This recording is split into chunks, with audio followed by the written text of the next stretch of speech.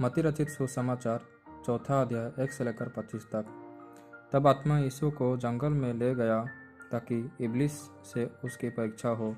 वो 40 दिन और 40 रात निराहार रहा। तब उसे भूख लगी। तब परखने वाले ने पास आकर उससे कहा, यदि तो परमेश्वर का पुत्र है तो कह दे कि ये पत्थर रोटियां बन जाए। यीशु ने उत्तर दिया, लिखा है, मनुष्य केवल रोटी ही से नहीं परंतु हर एक वचन से जो परमेश्वर के मुख से निकलता है जीवित रहेगा। तब इब्लिस उसे पवित्र नगर में ले चल गया और मंदिर के कंगूरे पर खड़ा किया और उससे कहा, यदि तो परमेश्वर का पुत्र है तो अपने आप को नीचे गिरा दे, क्योंकि लिखा है, वो तेरे विषय में अपने स्वर्गदूतों को आज्ञा देगा और वे तुझे हाथों हाथ उठा लेंगे। कहीं ऐसा ना हो कि तेरे पाँव में पत्थर से ठेस लगे। यीशु ने उससे कहा, यह भी लिखा है, तो प्रभु अपने परमेश्वर की परीक्षा ना कर। फिर इब्लिस उसे एक बहुत ऊंचे पहाड़ पर ले गया और सारे जगत के राज्य और उसका वैभव दिखाकर उससे कहा, यदि तू गिर कर मुझे प्रणाम करे तो मैं ये सब कुछ तुझे दे दूंगा। तब यीशु ने उससे कहा, हे शैतान, दूर हो जा, क्योंकि लिखा है, तू प्रभु अपने परमेश्वर को प्रणाम कर और केवल उसी की उपासना कर। तब शैतान उसके पास से चला गया और देखो, स्वर्गदूत आकर उसकी सेवक करने लगे।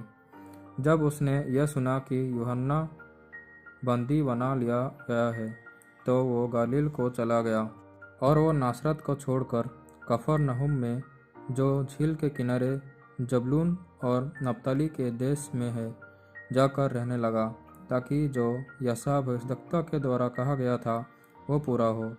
जबूलून और नप्ताली के देश झील के मार्ग से यरदन के पार, अन्य जातियों का गलील।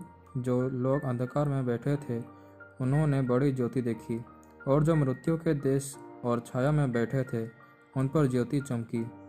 उस समय से यीशु ने प्रचार करना और यह कहना आरंभ किया, मन फिराओ, क्योंकि स्वर्ग का राज्य निकट आया है।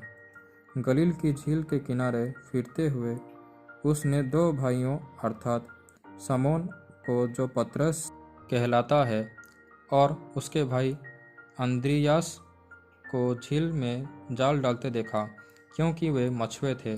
यीशु ने उनसे कहा, मेरे पीछे चले आओ तो मैं तुमको मनुष्यों के पकड़ने वाले बनाऊंगा। वे तुरंत जालों को छोड़कर उसके पीछे हो लिए।